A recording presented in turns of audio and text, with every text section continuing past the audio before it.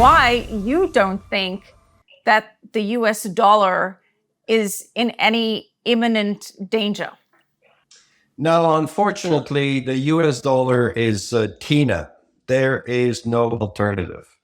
And when you look at where to park your money, okay, all the other currencies, including the euro, the yen, the yuan, forget it. It's a controlled currency. There's just not the size of market, the freedom, the laws that goes in the back of the dollar that you have. And so while I do believe that over time, the influence of the dollar will come down, and it has come down already over the last 20 years, not by a whole lot, but it has, it will continue to decrease. But I think you're looking at 1 or 2 generation minimum before, you can call it a quit. So I think that the relationship between gold and the dollar will be there. Gold is the anti-dollar. When the dollar is weak, gold is strong. When you look at the U.S. budget deficits for the next 10 years, they're already at 34 trillion of debt. They're going 52 trillion. These are numbers from the Office of Budget in the U.S. I think at some point, people are going to look at that and say, yeah, the dollar's got to come down, but it's a relative game. Come down against what? Well, against the other currency. Are the other currency any better managed? Well, no, when you look at the Canadian dollar, and when not, you look at some of the other currencies. So what do you depreciate against? Gold. And that's why I am so bullish on gold at the end of the day. And with that, I'm going to have to sign off. I'm sorry about that. All right, give us a quick gold forecast before you jump off. I get to talk behind your back now, and this is going to be so much fun. So watch this rebuttal when this thing comes out, because I'm about to rebut you. I'll take your end, Pierre. I'll try play devil's advocate against Frank, but very quickly before we let you go, do you have a gold price forecast for us for the end of the year, Pierre? 2,400. 2,400 gold by the end of 2024. Thank you so much, Pierre Lassonde, for joining us. Frank Giustra, thank you so much, as always. And Frank Giustra, you now carry the torch. I kind of know what you're going to say, but you go ahead. What do you say to what Pierre Lassonde said? To recap, he said the dollar is safe for at least 2 generations as the global reserve currency. Go ahead. I think that's wishful thinking. And he and I have had this conversation before about his TINA explanation. There is no alternative. Here's the problem, okay? And as he pointed out, the U.S. is on an irreversible path to perdition, okay? And my only guess, the policymakers know this, okay? And my only guess is that these policymakers will kick the can down the road as long as it's not on their watch. They're not going to worry about it. As long as they have enough nuts squirreled away, for themselves and their children. They know winter is coming. Okay, they know this. So, and the U.S. political system is very, very broken. So no decisions can be made. So these $2 trillion plus deficits every year, for as far as the eye can see, are going to continue. And at some point, you're going to have a U.S. dollar crisis a lot sooner than 1 or 2 generations, in my opinion. Okay, and I think it's the arrogance and ignorance of policymakers, and the arrogance and ignorance, which I call the original human AI, okay, that keeps thinking that American exceptionalism is going to save them from simple math, okay? So I honestly think that at some point at the rate that we're going, there is going to be a U.S. dollar crisis, okay? And Pierre is right. It's like when the U.S. dollar has a crisis, it's going to be against what? Well, it's going to mean inflation, and it's going to mean the dollar is going to collapse against things, and it may fall against currency, some other currencies somewhat, and it's definitely going to fall very sharply against gold. So that is going to happen. So you've got that happening, which is the fiscal situation, at the same time that the rest of the world is finding ways to trade outside the U.S. dollar system. And every day you're seeing new and different ways by which this is going to be achieved. It's happening now.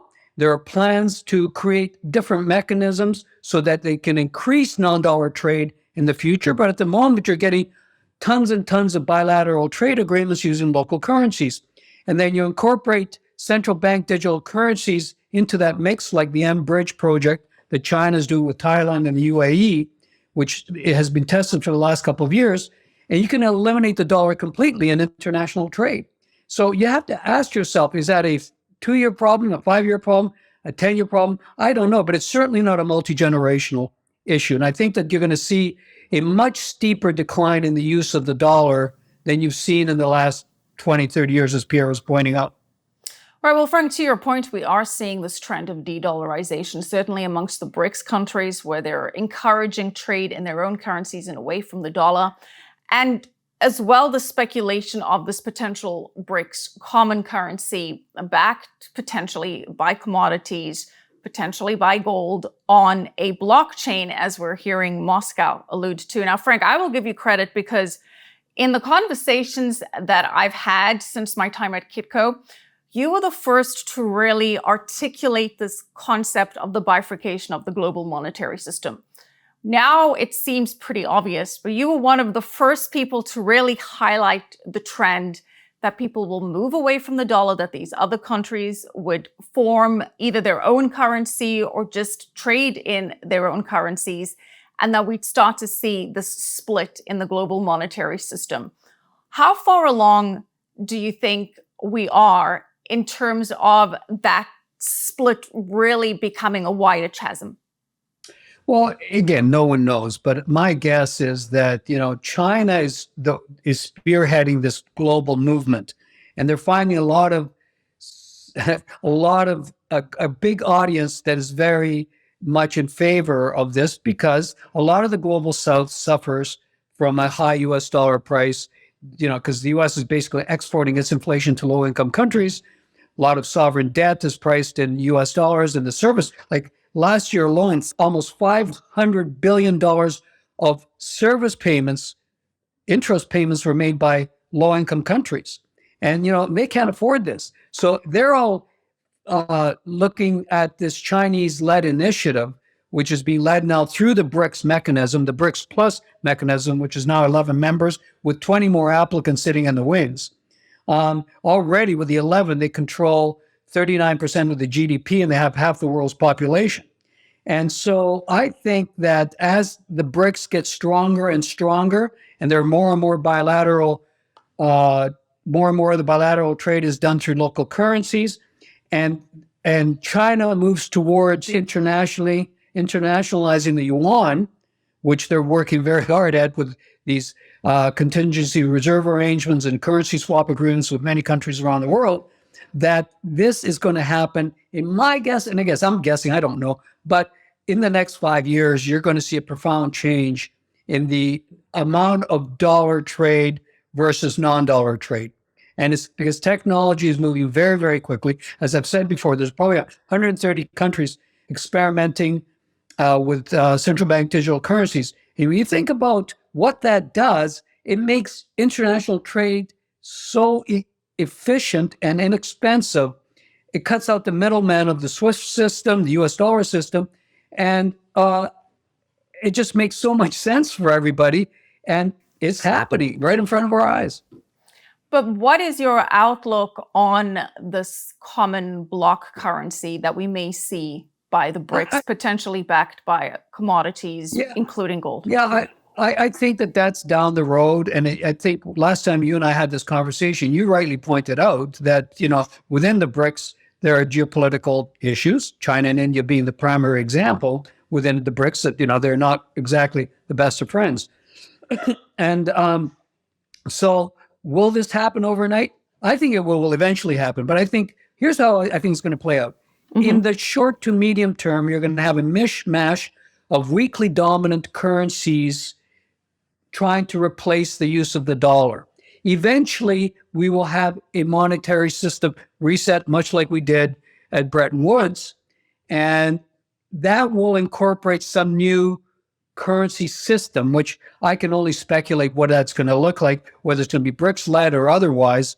But in the meantime, you're going to have a mishmash of different currencies and different ways of trading, including gold. And if you look at what Ghana has suggested, buying oil for gold, and so all sorts of mechanisms will be used, and I can list them all for you. I mean, everybody's trying something different, but eventually we're going to move towards a new monetary system, and that may be a BRICS currency backed by something. I don't think commodities work as a backing. They're commodities are just too difficult to manage and calculate. Gold is easy because it's already part of most central bank reserves around the world and increasing, and it's a tier one asset. And with the BIS, it's considered a tier one asset. So it's money. It's no different than other money, only you can't print it. So yeah, I think that's going to eventually happen, but it may take time. So speaking of central banks, and we have pointed out that we've had central banks buying gold at record levels in 2022, just missed it in 2023 compared to the record set last year. And they added 39 tons to global gold reserves during this year. We do have a question for you, Frank, because it's very curious that the Bank of Canada has no gold, that they've sold off their gold. And we have a question from Unknown 5700 saying central banks excluding Canada have been adding record amounts of gold to their reserves. Obviously, the West is aware of this, but they don't seem to be concerned given the reckless amount of government spending in Canada and US. One would think they understand that in doing so, they're devaluing their currencies and that having gold in their reserves would be an important step to take. Is it possible that Canada and US lack this basic understanding and that other currencies and that our currencies are doomed? Are we able to correct course, or will it take a new federal government that understands basic finance to do so? Kitco News Insights Interactive presents the Mining Titans Power Panel, brought to you by Eagle Plains Resources. Mineral exploration, revenue generation, and corporate incubation, all in one.